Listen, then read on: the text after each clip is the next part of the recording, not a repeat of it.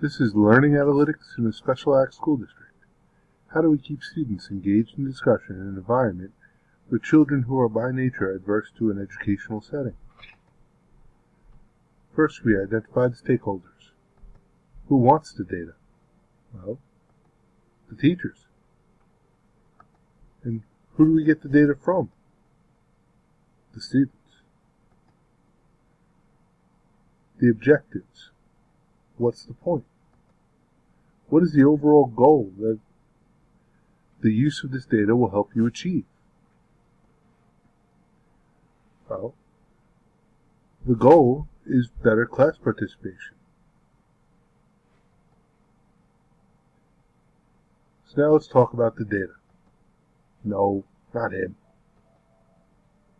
What do we use to find out what we want to know? Well, we can go to multiple data sources: observations, student surveys, self-evaluation, and other valid methods.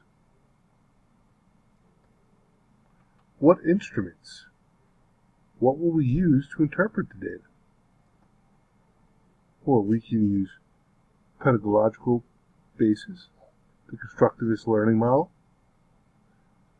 We can use a psychological base, constructivist theory, cognitive constructivism, and we can use the technological base, LMSs.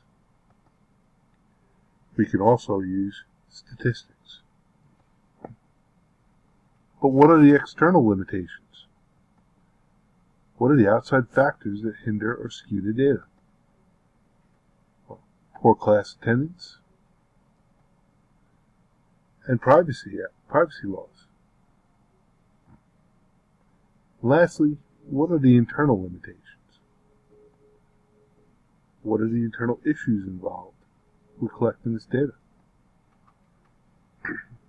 Well, a lack of professional development in the staff, providing them with the skills and the training they need to collect and interpret the data. All these factors together comprise the learning analytics.